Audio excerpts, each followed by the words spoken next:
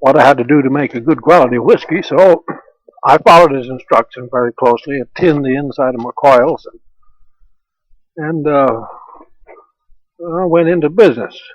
And my younger brother Glenn, he was about 4 years old, and he was my main sidekick. He was up and around, and as well as Esther and Pearl, but they were the only people that was up and around in the house. So we were kept quite busy. I used an old Coleman gas stove, which you pump up. I had that sitting on top of the uh, the old kitchen range, and set my copper boiler on there. And when my mash was ready, I'd cook out my whiskey and bottle it there. And I had myself a policy that I'd never sell whiskey to anybody unless he had groceries in the car, because I didn't want to be taking bread out of the mouths of many children. So I was pretty hard nosed about that policy. It led to a little row once in a while, but uh, I suppose I wasn't in a very good mood with all that work to do. So I didn't fool with them much. If they didn't like the rules, I'd throw them out. So one day, a couple of guys came up to the door and they said, wanted to come in. We hear you got whiskey. So I said, yeah, I got whiskey. Tell me how many gallons you want. Well, they want a sample it. So you would test your whiskey. I was putting it in gallon tin cans. And you'd check your whiskey. You'd pour a little bit of it in the cover of the can. Then set the can down and you'd light it. And if the whiskey was watered, that would do a lot of sputtering. If it burned good and clean and blue, then the whiskey wasn't watered. Then you'd pour it through a hunk of bread and see if the bread turned green. But anyhow, the whiskey checked out. It was good quality stuff. I was making real good brand of whiskey. And well, the guy said, I think it's probably watered. So I said, all right, so you don't want any, so get the hell out of here. Well, one of these guys had gone over and sat down on the cot that's where I did all the sleeping I had a chance to do. Was a cot out right there in the kitchen. Glenn was standing on a little bench up there right next to the door where you go out, and I'd put that bench up there so he could reach the pump on that Coleman stove, because he would pump that stove and watch the thermometer and keep my temperature exactly right for cooking out a good quality whiskey. And so I wasn't in the mood to sit around and argue very much, so I told this one guy that was doing all the talking, I said, okay, it's time to get out of here. So I guess I must not have liked the way he talked or something. And anyhow, I said to Glenn, open the door. This guy's going out. So I grabbed the guy, and Glenn opened the door, and I had taken the guy over there close to the door and was in the process of putting him out through the door, and I plumb forgot about that other guy that was sitting on my cot over there in the heat of the day, I guess, until I heard a boing behind me in a clump, and here that guy had got up and was going to jump me from behind, but Glenn, standing up on his little old bench there, he'd grabbed a iron frying pan and he conked that guy over the head and he dropped him. So I threw the one guy out, and then he was running for his car, and I didn't know whether he was going to come back with a gun or what. So I opened the door and said, hey, come back here, you forgot something. And I rolled the other guy out on the porch then. He was getting a little bit groggy, and then I closed the door, so then I gets the old shotgun down off of the wall, and loaded the old gun and handed it to Glenn and said, okay, now I see one of the guys is coming back in now. I don't know if he's got a gun or what he wants, but I'll try to stop him here, but if he gets by me here, you better blast him. So the guy came up, and he stood at the foot of the stairs at the porch, and he said, I want to buy your whiskey. So I said, well, that's all right. I'm going to see your money. So he said, how many gallons you got? So I told him. It was $4 a gallon. So he counted out the cash and laid it on the porch. And I carried the whiskey on out. set it there on the porch. He took it and put it in his car, and I think I had about 24 gallons or so. And then he came back and he said, "I want to make a deal with you." So I said, "Okay, I'm listening." So he said, "We want to buy all the whiskey you can make. Don't retail any of it. We'll take all you can make. And when you got whiskey on here, you just leave a card there on the wall by the porch and says how many gallons you got." He said, "We'll leave the money here on the porch and you set the whiskey out." So that's the way we did business. I cooked up that whole granary full of rye. I paid off all the doctor bills and all of Dad's bills. And in the meantime, he had to move from that farm, and he moved up to another farm up there at Parnell, in well, it was up toward Wheaton. So anyhow, that was my whiskey making career, and after I had accomplished my purpose, I sold the still and all the equipment. I sold it to old Buck Private, and he used that for years and years to make whiskey. And I guess it was, if I remember right, it was sometime in the late 50s when the feds finally caught Buck and threw him in jail for selling whiskey. So I guess it was during that first fall when I came up to Browns Valley with Dad, when I'd helped him move, and before I'd gone back south, I had taken this strawberry roan saddle horse and rode around the neighborhood a little bit. And this was back in the fall of 1929 again, and I had gone down to the neighbor's place down there, and here, lo and behold, it was that same big guy that had bet on me when I was in that fight in Browns Valley.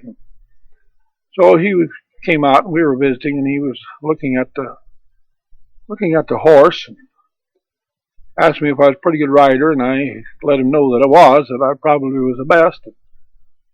So he said he had a little black gelding there in the cow lot that he thought somebody ought to ride him. So I said, "Okay, we'll ride him." I jumped off my horse and peeled my saddle off, carried the saddle out toward the barn, took my rope out there, and opened the barn door. And the other horses that was out there in the cow lot, they come right on in. But this little black, he obviously isn't any colt, and he wasn't interested in going in the barn. So I started swinging my rope, and I was going to rope him. And at that time, I heard some lady's voice holler, "Don't you put a rope on that horse." So I said, "Well, okay, pardon me." So I threw the loop under the gate post. So then I had a triangle with a gate on one side, the barn on the other with the open door, and me and the rope on the third side. I'm going to crowd that horse up into the barn. Well, he laid his ears down, and he come backing up at me with them hind legs flying. And of course, I'm popping him with the standing end of my rope, and he backed me up there till he had a little bit of room. Then he took a little run, and he hopped over the gate. He was out in the barnyard. So I started reeling in my rope, and there's a girl had come out there and hollered at that horse, went up and got a hold of him, and the horse had kneeled down. She'd got on his back and rode him in the barn and put the halter on him in the stall and said, "There he is." Well, I don't know just what kind of deal this is, so I put the saddle on him, and he knew all the tricks. He'd strike and he'd bite, and he'd fight you all the way. And I got him out in the yard and got him by the ear and got on him, and he knew all the tricks there were. He pitched and frog walked and twisting in the air, but he didn't fight very long, and then he quit. So I rode him down the road a ways and rode him back again, and say he was just the smoothest ride I ever seen. And I was coming along and he had a gait like a Tennessee Walker, just very, very smooth. I was all relaxed in the saddle, and I was getting just about back to the yard, and all of a sudden he just moved over sideways, just far enough to dump me right on the back of my head in the road. Well, of course, I'm mad enough to kill the horse, but he had a defender right there. And that little girl that came out there to defend that horse and to give me hell and tell me how no good I was and all that, that's the woman that turned out to be your mother. Now, this was 31 and 32, and my mother had died, and then it was if I remember right, I think it was in 33, and I went down then to help this Pete put his crop in. Dad had got back on his feet again and could do his own farming and whatnot. And Pearl had got married, and George Gibson was with him, so I went down and was going to work for Pete out there on the farm. And that's your Grandpa Pete Lubbers. And in the meantime, your mama had gone down to the cities to find a job down there. She could get a job as a domestic for $5 a week. So she'd gone down there to work, and meantime I'd taken her out a few times. Really didn't know whether I was serious about this or not, and she had a few other boyfriends, and they'd glare at me once in a while, but I was having a good time. I really wasn't serious about marrying anybody. So, in the meantime, her dad had a big roan shorthorn bull, and I think that was in the spring of 33, and we were getting ready to go out and try to put a crop in, and that bull was arguing with the world out there in the yard. He was pawing the ground, and he'd stuck his head through a gate and was throwing the gate up and down and breaking the gate all apart. So we'd run out there and took a pitchfork, and I chased the bull out of the gate and finally convinced him to go into the barn while I was going to fix the gate up. And old Grandpa Pete says maybe somebody ought to ride that bull. So, well, that sounds like a good idea. So I took my saddle in, and I put the saddle on the bull, and I took a couple of halter ropes and snapped them into the ring in his nose, and we put a sack over his head and got him out there in the yard, and I got up in the saddle and we cut him loose. Well, I'd learned enough from riding bulls in the rodeo that if you can let them run, you're going to do a lot better than if you try to hold them in and let them stand there and jump. So I let him run, which kind of stops any twisting in midair and all this stuff, and then they're not too hard to ride. So we rode out through the grove of trees out there, run into some old machinery, tipped the plow over, and did a little bit of plowing, and we broke through a wooden hog fence. But in a few minutes, that bull was getting pretty well broke. So I'd spur him around there and steer him, and finally, Grandpa Lubbers, he said, say, I got to take cattle down to the pasture, and as long as you got that bull all saddled up, why not use him and drive them cattle down? So I did that. I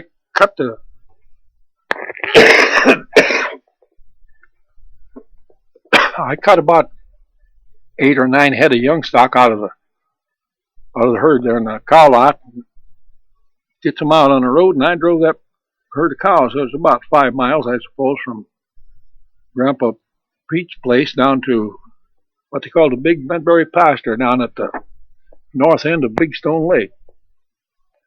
And so I run those cattle down there and unsaddled the bull, and registered them all for the summer pasture, and we left them there. And while we were going down the road to this bull, this one woman had came out on the porch to throw out a dishpan full of dishwater, and she threw that pan out, the water flew, and all of a sudden she saw that sight going by. Me riding that bull, herding them cows, and she stood there with her arms extended with that dish batter in her hand until I was clear past the place. That woman's name was Mrs. Vern Gates. Her and her husband were both killed in a tornado later after they'd moved over into South Dakota. But anyhow, we went back in the fall, and the word had got around that I was going to ride that bull back again. So when we went down there in the fall for the roundup, they'd separate all the cattle out of that pasture and get whoever cattle belonged to this guy or that guy, would get them all separated. And people would take their cattle home. Well, I saddled up that bull, but it didn't take very long, just a few minutes, and he remembered what he'd learned in the spring, and I rode that bull all the way back again and took them cattle home. So, in the meantime, I had proposed to the girl, and well, she hadn't said she would, and she hadn't said she wouldn't. So, along about the winter in '33, I went down to the cities where she was working, and I got a job on a dairy farm down there, and well, we talked it over and decided that, well, we'd get married in the spring. So I had a couple of horses yet up to Dad's place I'd bought. So it's one of the few things you could still sell. If you had some good work horses, you could get pretty good money. So I sold them horses. I guess I got $250 or so. Bought an old Model T Ford Coupe from my brother Squint for $25.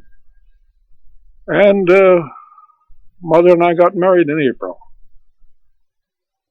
And we took a wedding trip. We went down to southern Minnesota and on down into Sioux City and visited my Uncle John down there and saw my grandmother. And we came back home, and I used what money I had then to put in a crop. And the last I saw that crop, it was going southeast. I was out there with Grandma Lubers in the spring. We were planting potatoes, and we saw that old black cloud rolling in from the west. And we had a team of mules out there to make the furrows to plant the potatoes in, and Mother was in the house. And I see that black cloud coming. Well, just before I could hit, I see it has to be dust. It's got to be dirt. We'd had some dust storms before. We hadn't had anything like this. So I'd called to Grandma and told her, hey, we better get in the house. I think it's going to get pretty bad out here. So I took the mules and drove them up by the gate and slipped the bridles off from them. And well, I better turn them loose so they can fend for themselves. And by that time, that dust storm came in there, and I couldn't even see the mules when I had them by the halters. So I'd called to Grandma, and I'd got her by the hand, and then we were going to walk that short distance across the yard up to the house. And we couldn't see the house. In fact, I had Grandma by the hand, and I couldn't see her. And she kept insisting that we had to go off, which was more to our left. And I didn't think that was right, but I said, well, she's lived here all her life. She ought to know. So I kind of went along with her, and pretty soon we stumbled onto something, and I reached down to see what it was, and it was an old wooden boss drag, and I knew where that drag was set, and so I know that if we continued on that course, that we weren't going to find the house. And of course, Grandma realized that too, and that kind of scared her a little bit. So then I took her by the hand then, and I led the way, and I knew where there was a row of lilacs that extended south of the house. So I figured if I follow my instincts, I'll hit that bunch of lilacs. And we did. We found the lilacs, and then I run my hand along the side of the house. There was a kitchen window there, and we went right by that window, and your mother, in the meantime, had lit a kerosene lamp and set it on a table just inside of that kitchen window, and we walked right by that window, and I didn't see that lamp. Now that's hard to believe that it could get that bad in a dust storm, but it was. But it did. So that was the last of my crop. Lost that in the dust storm. Well, then I had to try to make some money someplace, so we took Mother and Mel Hunt and Esther, my sister Esther, who had got married in the meantime, and we all went down to Magnolia, Minnesota, and found a few odd jobs on the farm and whatnot down there, and make a few bucks. We paying $5 a month rent. It was mighty hard to raise. Then it's getting along toward fall, and Mother's expecting her baby, and so I took a trip back with the old Model T coupe and took Mama back up to her mother's, and then I went back down. It was fair time then, and I could get a job rolling cars over at the county fair, which Ma didn't know much about, but it was a way to make some money, and I did make a little bit. I would take these 35 Chevrolet cars, which were advertised as being indestructible. They had a steel top. That was the first car that came out with a steel insert in the center of the top instead of sticks and fabric. So I got pretty adept at that, rolling the car over and make it land right back on its wheels. And then it was along toward November, and we were expecting a baby later on, but I got up to Browns Valley, and we were out to Grandpa Pete's there, and on the 18th of November, in the middle of a big snowstorm, Cheech was born. Big deal. Now I'm her daddy. Didn't know exactly how to play that role. And, well, you'd still do everything. We'd do a little fishing and whatever you could to try to make a buck. Still pulling the wool off a dead sheep, skinning horses, skinning dead cows, doing an outlaw fishing. And about this time, Squint and I had drove out on the Big Stone Lake after they'd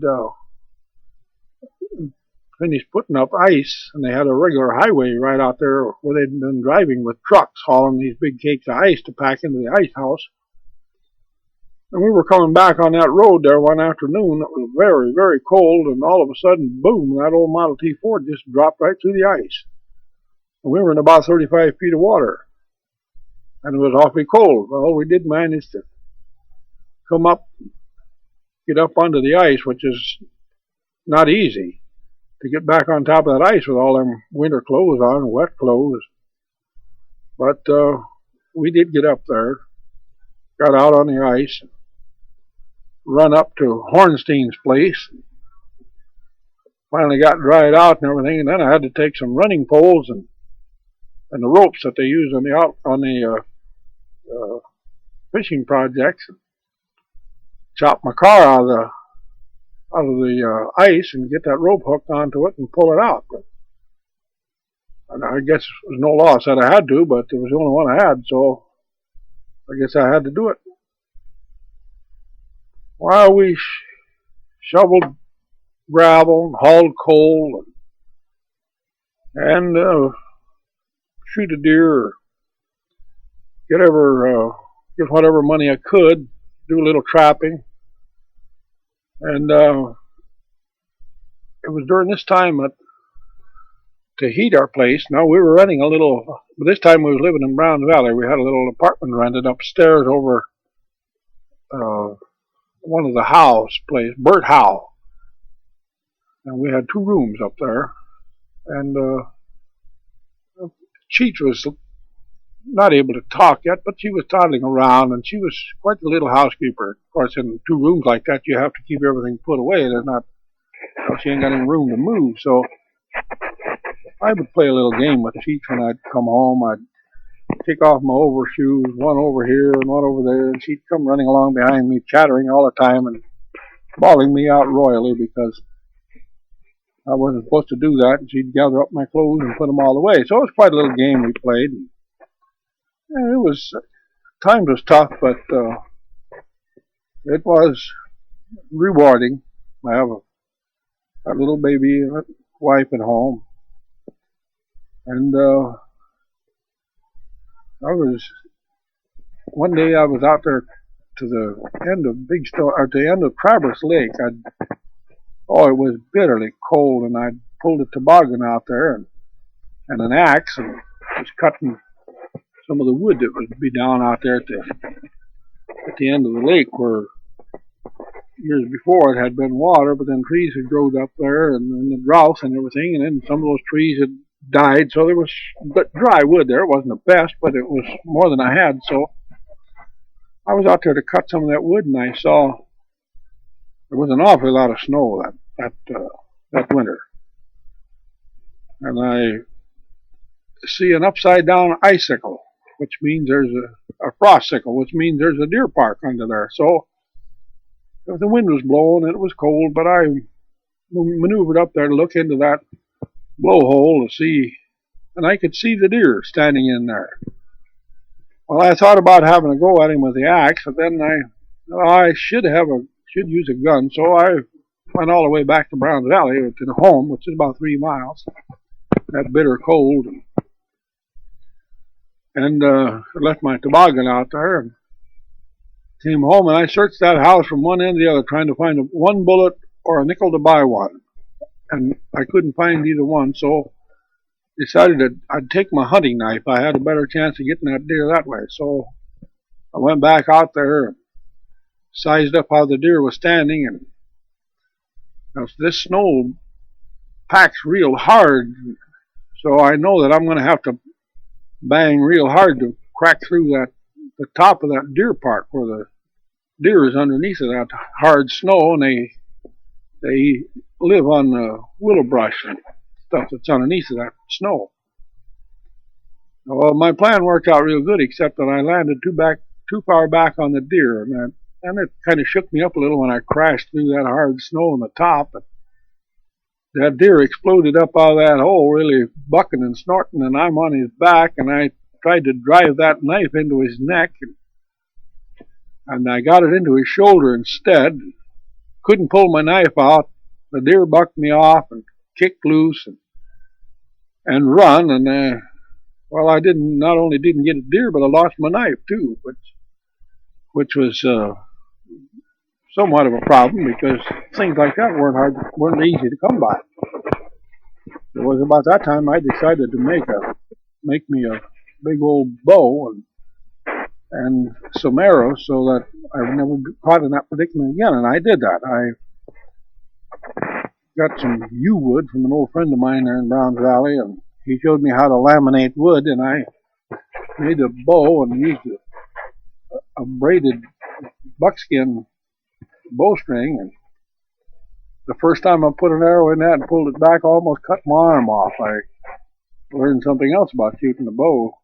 You got to have an arm guard on there. So anyhow, I made an arm guard, and I did put some meat on the table, a few pheasants and some deer, and then this was in I guess it was in March of 1936 when our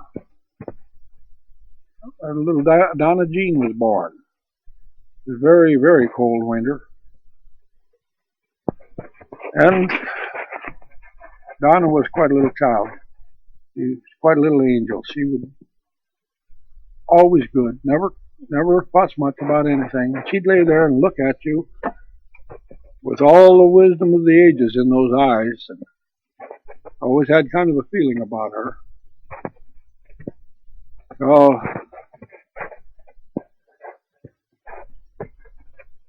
I hunted and shoveled gravel, shoveled a little coal,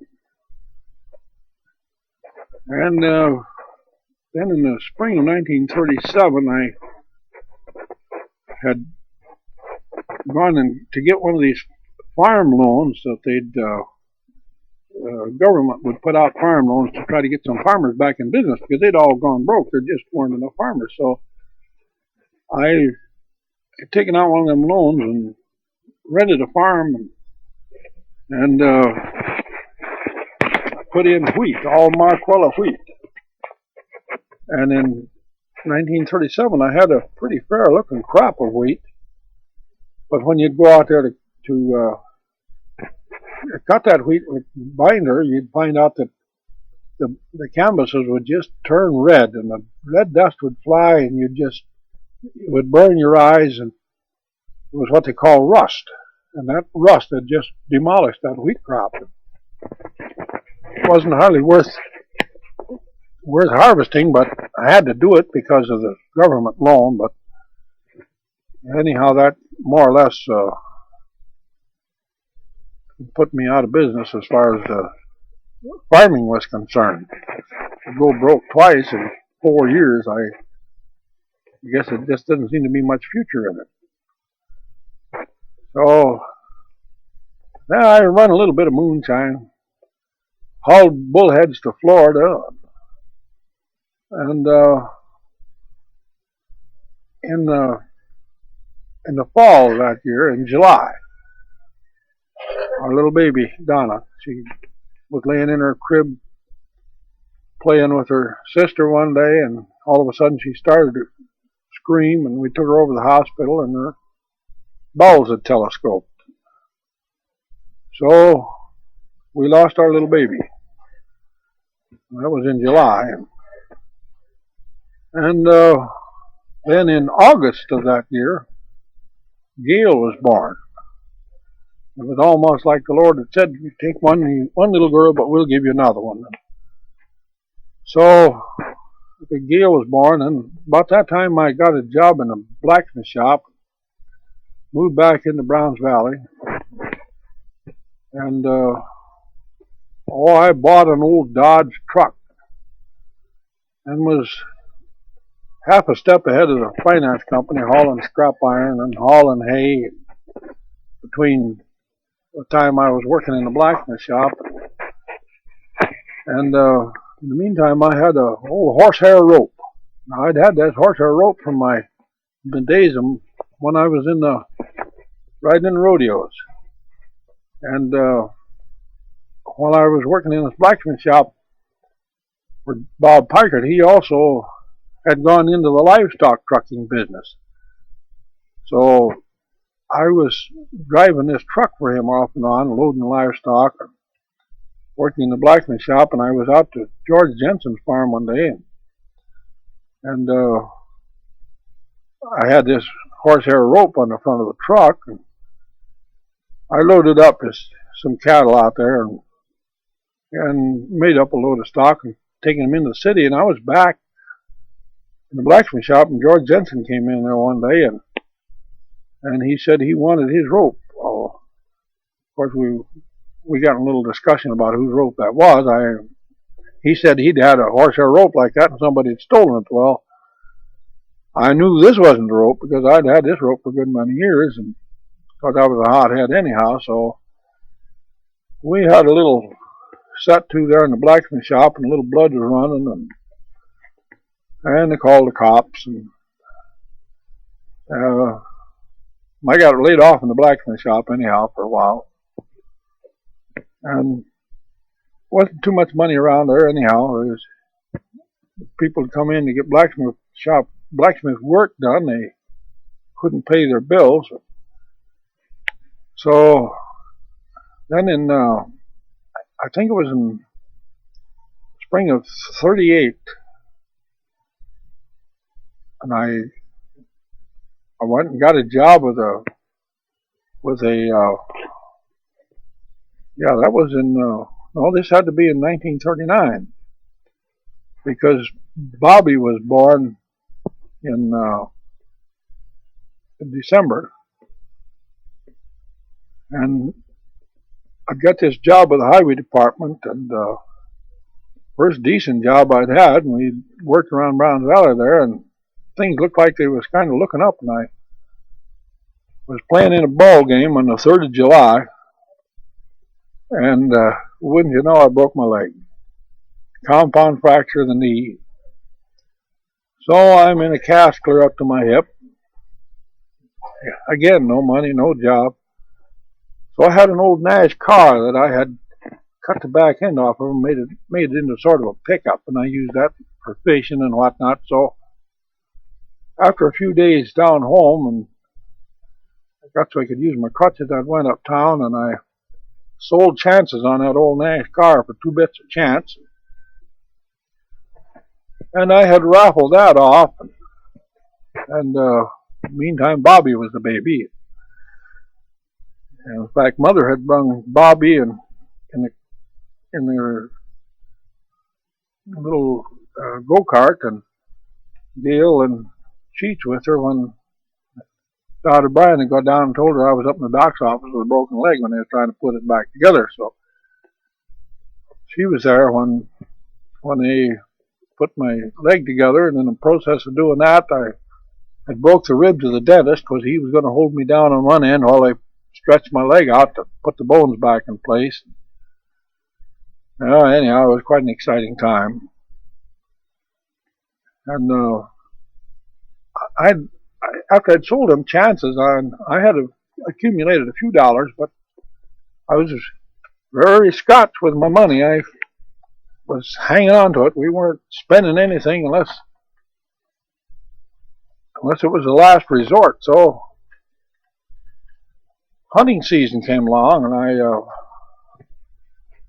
was on my crutches yet, and I got a job then hauling grain with Squint. Had a couple pickups then, and there was a little bit of crop then.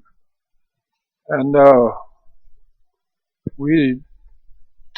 I'd take that pickup out to the trash rigs, and by having the door off, I could ride with my left leg out on the running board, and I drive the old truck and haul grain. Well, it wasn't making much money, but it was making a little bit. And then in hunting season, I was uptown one day, kind of, you got to constantly watch, see what you can do next to make a little money. And so when I was up there, I watched these hunters coming out from the city with a pocket full of money, and pretty soon they'd have a belly full of whiskey, and they go up to old Pete Stevens' card joint, which was upstairs over the drugstore, and proceed to play poker. Well, I'd watched some of that playing, and I come to the conclusion that if I couldn't take the money away from them, I had to be completely stupid. So I went back down home again, and I fished out $10 out of the old kitty, which was just about the bottom of the sock, and took that back uptown. And I think that was on a Sunday afternoon. I started playing poker up there, and Mother would come up once in a while and bring me a sandwich and a cup of coffee, and leave the kids with Grandma Zacharias, who lived next door, and I'd send a little bit of money home with her, and I'd get a little sleep on 2 chairs whenever I felt my brain wasn't sharp enough to play cards anymore. But anyhow, by Wednesday, I had accumulated a pretty good jackpot, so I figured I had enough now to tide me through, which I did too. I kept that money stashed in my belts and pockets and whatnot. One day Mother said to me, "Hey, what kind of a well have you got?" And she'd asked me to go uptown and buy some more groceries, and I still had money for it. So then in 1940, and I got a job then with Hodgman Construction. Now this had to be 1939. That was the next summer after I'd broken my leg.